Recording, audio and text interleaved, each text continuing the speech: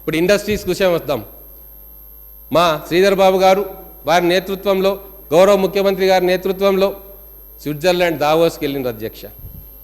మొదటి రోజు ఏం న్యూస్ రాలే, సోషల్ మీడియాలో వాళ్ళ పెయిడ్ వారియర్స్ రాసేసిర్రు, అక్కడ ఏం జరుగుతలేదు. గతంలో పోయిన మంత్రి గారు చాలా అద్భుతంగా ఇంగ్లీష్ మాట్లాడతారు కాబట్టి అందరినీ మయమర్పించి ఎంఓయూలు చేసుకున్నారు, వీళ్ళకి ఏం చేత కాదు, విందులు వినోదాల్లో మునిగిపోలుతున్నారు అని చెప్పి ట్రోలింగ్ వచ్చింది అధ్యక్ష.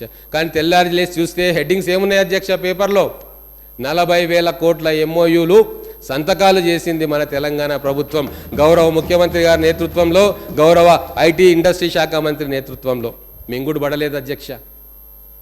40,000 కోట్ల రూపాయల ఎంఓయూ పోయిన ప్రభుత్వం ఏర్పాటైన తొలినాళ్లలోనే, పోయిన ఫస్ట్ విజిట్లోనే ఎట్లా చేయగలుగుతారు? మేము 4 సార్లు 5 సార్లు స్పెషల్ ఫ్లైట్లు వేసుకున్నా, ఇంతింత తాటికాయంత అక్షరాలతోటి ఇంగ్లీష్ పేపర్లో దేశమంతా రాయించుకున్నా, మాకు 4 సార్లు పోయినా కూడా 19,000 కోట్ల ఎంఓయూ దాటలేదు.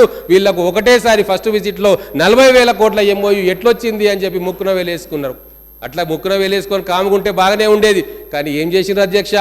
ఇంగ్లీష్ సరిగ్గా మాట్లాడలేదు, డ్రెస్ సరిగ్గా లేదు, అది సరిగ్గా లేదు అనుకుంటూ మళ్ళా ట్రోలింగ్ చేసారు అధ్యక్ష. నేను ఒక మాట చెప్తా ఉన్నా, అదే దావోస్లో తమిళనాడు ముఖ్యమంత్రి ఇంగ్లీషులో నిష్ణాతుడు అయినా కూడా మాతృభాష తమిళంలోనే అక్కడ అంతర్జాతీయ సంస్థల ప్రతినిధులతోటి వాళ్ళు స్పీచ్ ఇచ్చింది. పుతిన్ రష్యా దేశ అధిపతి ఎక్కడ పోయినా రష్యాలోనే మాట్లాడతాడు. చైనా దేశ అధ్యక్షుడు ఎక్కడ పోయినా చైనీస్ భాషలో మాట్లాడతాడు. జపాన్ దేశ అధ్యక్షుడు ఎక్కడ పోయినా జపాన్ భాషలో మాట్లాడతాడు. కొరియా దేశ అధ్యక్షుడు కూడా కొరియా దేశ భాషలో మాట్లాడతాడు. అంటే మాతృభాషలోనే మాట్లాడతారు. అంటే ఇంగ్లీష్ రాకుంటే వాళ్ళు పరిపాలన దక్షులు కాదా?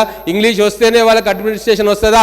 ఇంగ్లీష్ నేర్చుకొని వెలగబెట్టి ఎంత బ్రహ్మాండమైన అడ్మినిస్ట్రేషన్ చేసిరో ఈ 10 సంవత్సరాల్లో మనం చూసినాం కదా అధ్యక్ష.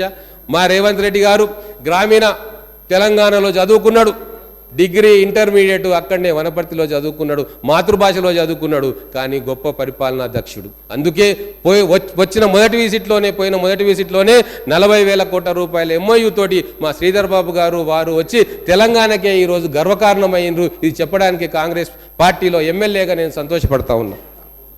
ఎంఎస్ఎంఈలు మూతబడ్డాయి, ఒక పాలసీ లేదు, కేవలం అసోసియేషన్ మీటింగ్లకు పోయి ఇంగ్లీష్ మాట్లాడడం తప్ప వాళ్ళ సమస్యలు ఏంది, ఎందుకు లాకౌట్ అవుతుంది, ప్రభుత్వం నుంచి వాళ్ళకి ఏం సహకారం కావాలి, ఇవన్నీ కూడా ఏ రోజు చర్చకు రాలేదు. అందుకే మా ప్రభుత్వం కఠినమైన నిర్ణయాలు తీసుకుంటుంది, వాళ్ళకు చేయూతనిస్తుంది, వాళ్లకు ఉపశమనం కలిగించే పాలసీ డెసిషన్లు కూడా మా రాబోయే రోజుల్లో మా మంత్రి గారు ముఖ్యమంత్రి గారి ఆధ్వర్యంలో ఖచ్చితంగా జరుగుతాయి. మరొక స్వర్ణయుగం మ్యానుఫ్యాక్చరింగ్ ఇండస్ట్రీ ఐటీ సెక్టర్లో తెలంగాణలో రాబోతా ఉంది.